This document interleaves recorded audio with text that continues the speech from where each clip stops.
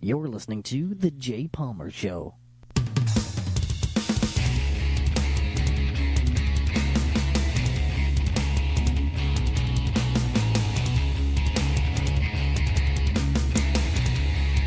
Welcome back, guys. Welcome back to the show. Oh, what a glorious day. Nothing in particular. It's just a glorious day. I got a lot done today. Like I did.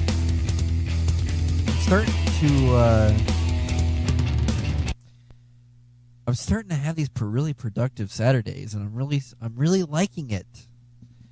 I'm really liking it. And I honestly hope it continues because I feel like I'm like moving forward. And we're getting so closer to the weedcation. You guys have no idea how close we are to the weedcation right now. Like I am I am so focused on this, it's not even funny, man. Like I got horse blinders on, man. It's like I got one goal and one goal only right now, and that is to get high. Some people say, well, you need better goals in your life. You know what I say? Shut the fuck up.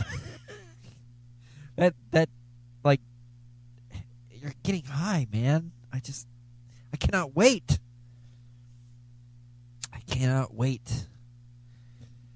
So I didn't have a podcast last weekend, but I had a really good excuse.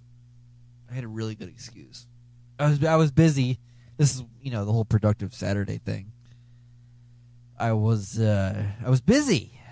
I purchased a new vehicle. My 2000 Plymouth Neon is no longer in my possession. That was a good car.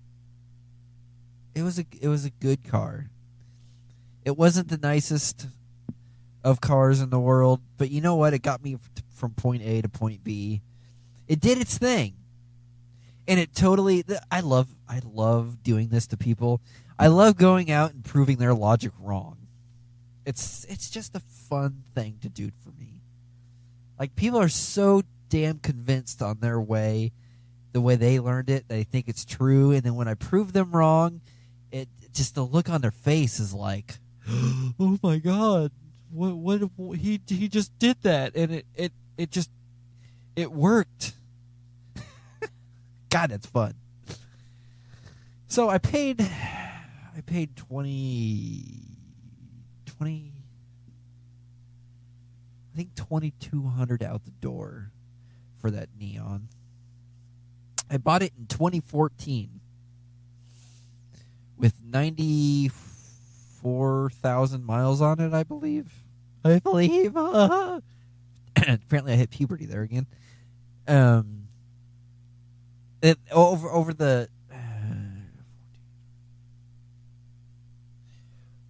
Over the 4.5 years, not even that, a little less than 4.5 years. Oh yeah, 4.5 years. Over the 4.5 years that I had that car in my possession, total maintenance cost for that car was $600. I'm just talking about maintenance costs. No, wait. I'm trying to think. Did I have $600? Yeah. No. Okay, yeah. Okay, so let's go with $800 because that I'm thinking about when my radiator blew and I needed a new thermostat sometime last year. And then a couple years prior, I kept having shorts in the car, and the car would like just shut off by itself. So I had to it kept shutting off and it kept blowing fuses. So they actually had to take the motor out of the vehicle and then remove this wire because there was a wire between the motor mount and the motor, and every time the motor like moved when I was driving, it would short the engine out. It wouldn't do it all the time, but it would short the engine out. or short the car out, and it'd blow a fuse, and I had to put a new fuse in there, and it was just a continuous thing. So anyway, they had to take the motor out, put it back in. So it was $600, and then I think the thermostat cost me $200. So $800 over the 4 years that I owned that car. It cost me $800. So let's do 22. What did I say? 2,200.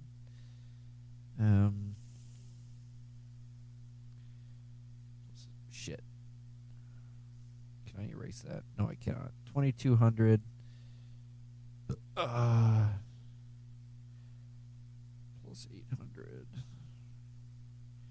That's $3,000. Divide that by 4 equals.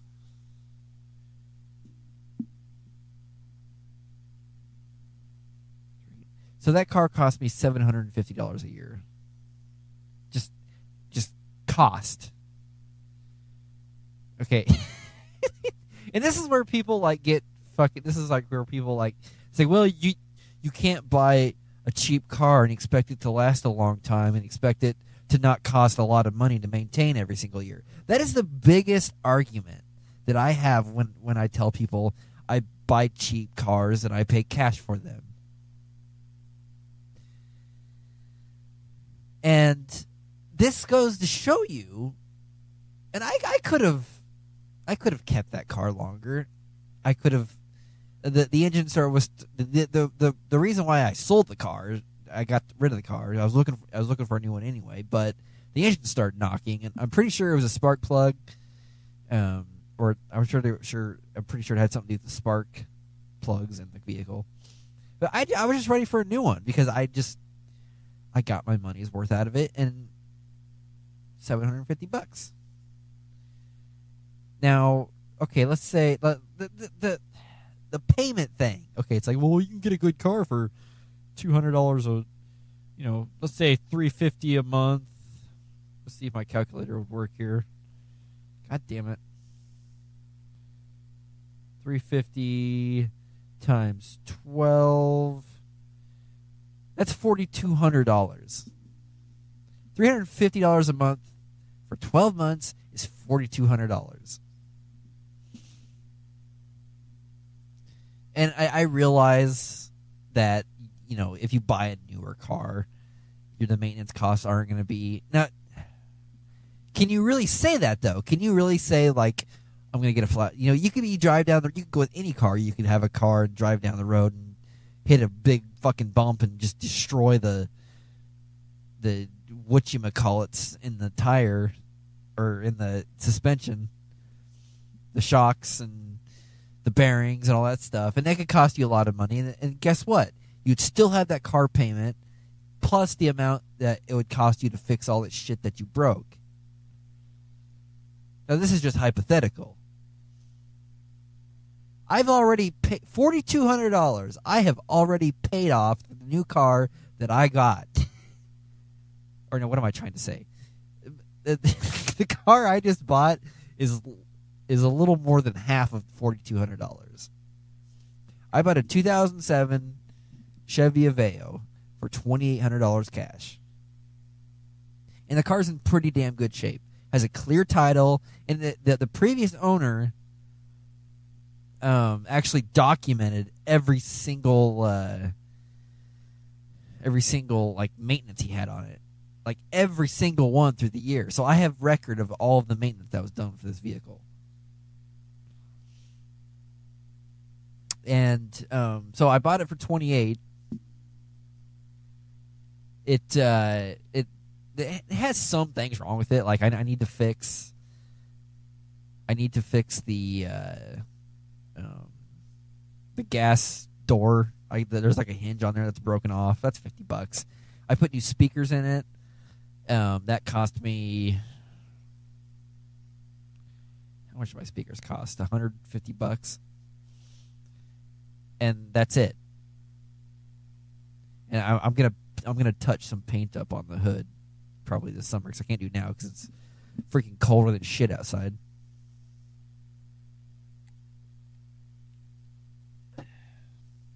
But here's the deal. I just, I I'm staying in my belief system that I'm never going. I'm never going to buy. I don't want an expensive car. Like I don't, because that's just, you have to understand. Like the newer cars. There's so much shit that can go wrong in those cars.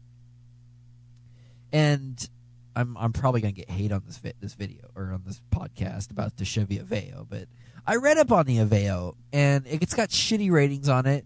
It's apparently it's a Daewoo. It came from a Daewoo factory in Taiwan, Korea, one of the two. I can't remember.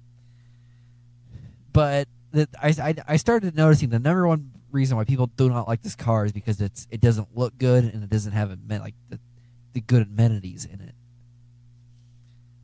That's not like that's what's so fucked up about America, is we're just all out for comfort. We're not out for practicality. I mean, we kind of are out for practicality, but it's not to the point where it's like to the point where it makes sense. Like this car drives. It's got a radio and it gets good gas mileage and it's cheap to maintain. That's the things I look at. I'm not the only time I spend in my vehicle is when I'm driving from point A to point B. And I don't do that a lot, obviously I do that every day, but I'm not out for a 5-star resort type of fucking environment when I drive to work every morning. I mean, that just doesn't make any sense.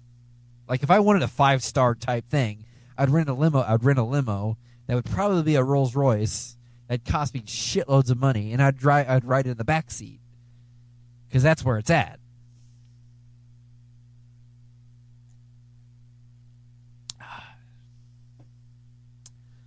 So yeah, I got the Aveo. It's a fun little car.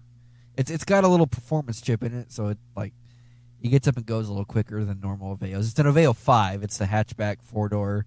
It's got a little spoiler on it. Like, you guys are probably like, I'm probably having people screaming in the radio, in the speakers right now. Oh my god, your car sucks. It's an Aveo. Fucking loser. Practicality, man. That's what I'm looking for. So, with the whole purchasing of the Aveo goes into the whole car salesman thing. So I'm not. I enjoyed my buying experience from these guys, from the people I bought it from, the dealership. But after I purchased the car, no, actually, this is how the first conversation this is how the first 10 minutes goes when I bought this car. This is probably every car salesman you'll ever be. So I walk in there. Okay, little backstory. I've been looking for an Aveo since last November, or since November of 2017. And I was looking around. I found one up in the mid city area, like close to downtown. Went and kind of looked at it. I drove past the dealership. It was dirty. It looked like all his cars were dirty. They didn't look like they were upkept at all. It's like, I'm not going to buy a vehicle from a guy who doesn't actually respect his own product. Ouch, that was loud. Thank you, Nola. So I just didn't do it, and I started looking at a Kia Soul, and then there was a Kia Soul and a Yaris at another dealership. He was asking like $4,000, $4,500, $45 for the Soul and $47 for the Yaris, which I thought was kind of cheap for either of them, because there was like one's a 7 and one's an 11. And I looked online, and a bunch of similar cars were going for a lot more. And I'm like, hey, that's weird. Now, I just had this bad feeling about this, about those cars, because I had a feeling they were flood cars. God damn it. I had a feeling they were flood cars. And so I didn't.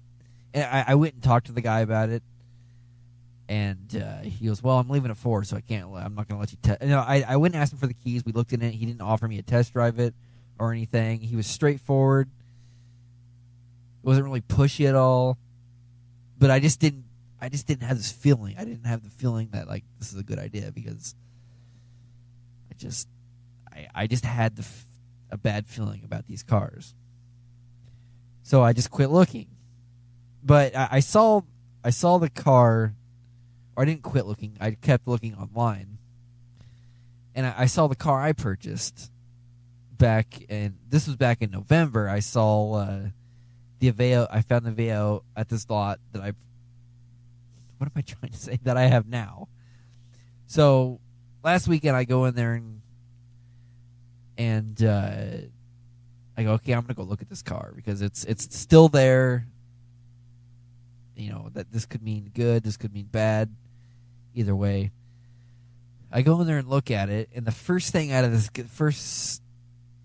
sentence out of this guy's mouth is like, "Hey, I'm blah blah blah." I can't remember like his first initial words, and then he goes and says, I told him I was looking at the Aveo, and he's like, "Yeah, I've got 33 buyers, and you're 34th, and I dropped the price on this car from $3,500 to $2,800 just for today."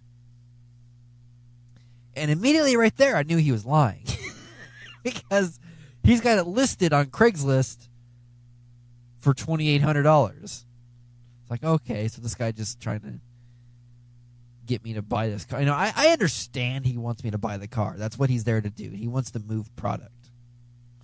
And then he goes, "Yeah, I've been driving it back and forth every day from work from my house to work. It's a great car." And then he goes and gets his floor manager, floor associate. I don't know what this guy is. It's a smaller type of dealership. So I take him on. We go on another test drive with him, and he goes, "Yeah, I've been driving this car back and forth from my house every day. It's been great." I'm like, okay, so how can both these guys be driving the same car back and forth from the house every day? I mean, they're two different people. And then later in the day, the guy that I drove the car with goes, "Yeah, I've been driving the Fusion every day." So these guys are lying their fucking faces off to me. I hope this is not like going on and on and on. I feel like it's kind of droning out, going on and on and on about the story. I'm just trying to get it out. So I'm like, okay, obviously these guys are like lying to me, and and the reason I haven't walked out is because I expect car salesmen to be pieces of shit. That's what this whole conversation is going on about. It's about the unethicalness of car salesmen, basically. And I'm just like, what's the point here? Like, I don't get it. Why are you guys lying to me about this car? Like, why are you lying to me about driving the car? Are you so dishonest in your life that like you can't even be truthful where it doesn't matter? But back to during the test drive. So I'm taking him. I'm driving the car now, and I'm testing all the shit out to make sure it works. And so I turn the radio on. I'm like, "Ooh, does the radio work?" And he goes, "Well, I'm not sure if the CD players work." And there's a little bit of crackle in the rear left speaker. And I'm like, okay. So I turn it on. There's absolutely nothing coming out of the right side. Left front is fine, and the rear is coming in and out. So they didn't tell me about the radio, but he did tell me the radio was great. But he also didn't, he didn't tell me that. He kind of like said that or his exact words were the speakers sound awesome, but there's a little crackle coming out of the left. Again, why couldn't you just be, dude? I know what I'm getting. Like, I know exactly what I'm getting when I pay for a $2,800 car. I'm not getting a Rolls Royce. I'm not getting anything that's super great. It's a 10-year-old $2,800 car. I understand there's going to be shit wrong with it. I know exactly. I can tell you exactly why the previous owner got rid of the car. One, it was 10 years old. He's ready for something new. 2, the speakers are going out on it. And I think 3rd, he probably just wanted to get rid of the car. I mean, because I have gotten rid of cars based off of stupid little shit like that, like stuff that would cost me hundreds of dollars to fix, like not thousands but hundreds, like not much, because it's just time. And I totally get it. I totally 100% get why that guy got rid of that car. But it's a great car. So after like me trying, I was sitting there listening to these guys' bullshit stories and totally understanding that they're lying to me. I just kind of let people go on with their own delusions like that. It's like, yeah. And I just kept this like detachment from it. Like, okay, so what am I looking at here? Like, what is wrong with this car? Is there anything good with the car? Check the tires, because he's going to tell me something that's not anyway, obviously, because of the speaker situation. And I'm just, I just kept myself detached from what they were saying and actually looking at what was instead of what they want me to see.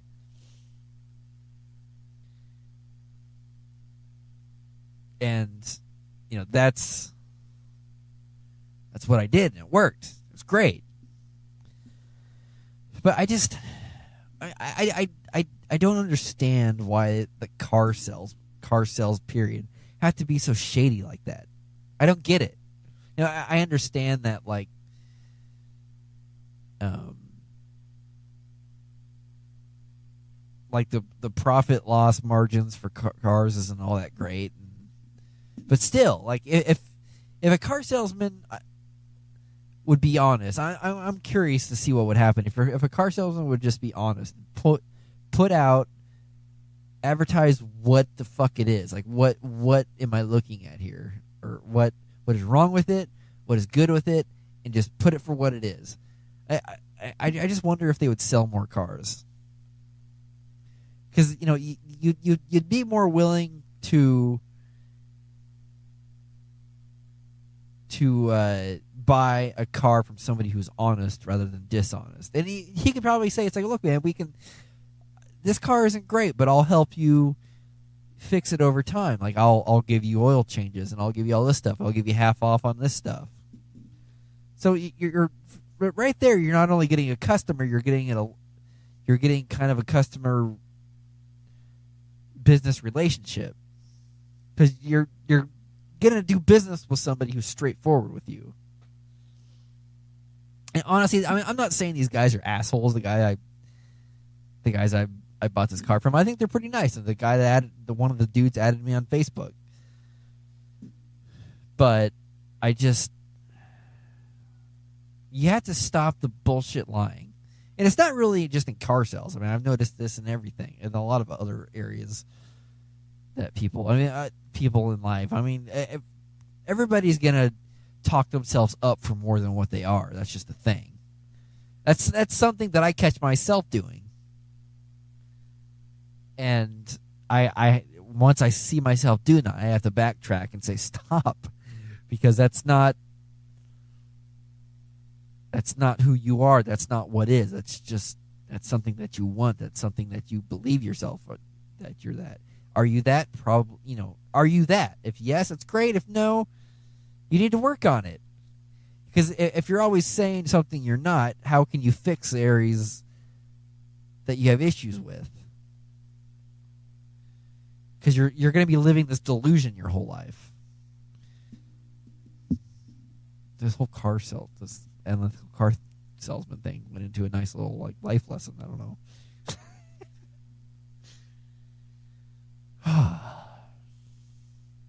It's just you just got to be real, man. You just got to be real. Stop being bullshit. Stop bullshitting people and just be real. Just be true. Be real.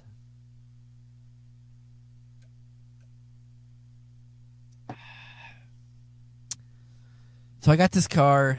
We're taking the weekcation. The only thing I have to do now is get time off of work, and that'll be pretty easy. I just need to figure out what's going to work best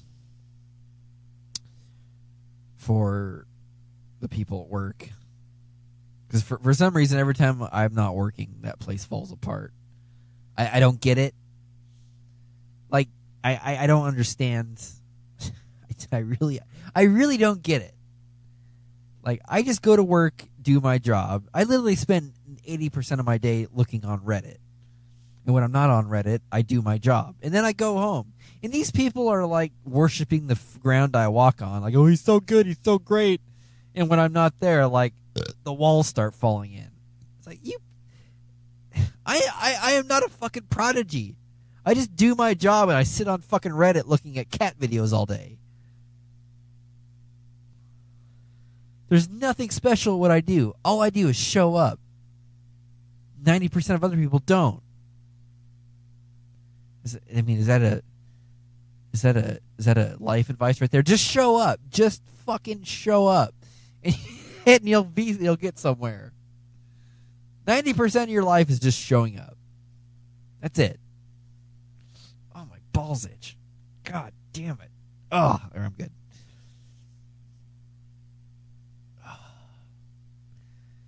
So yeah, I'm thinking about. I'm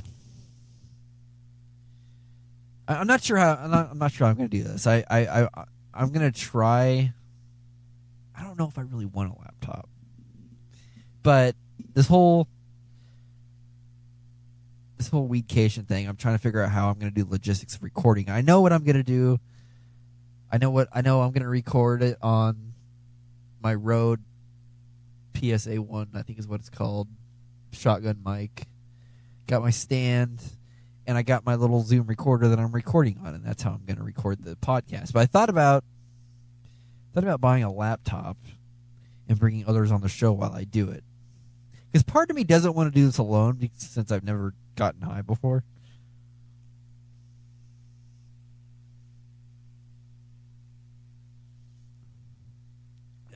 But I just don't know what kind of laptop to buy. I mean, I've got plenty of money to buy it. I mean, that's not a problem. I'm just rolling in the fucking dough. No, it's not really. I have my car fund. I have money left over from my car fund.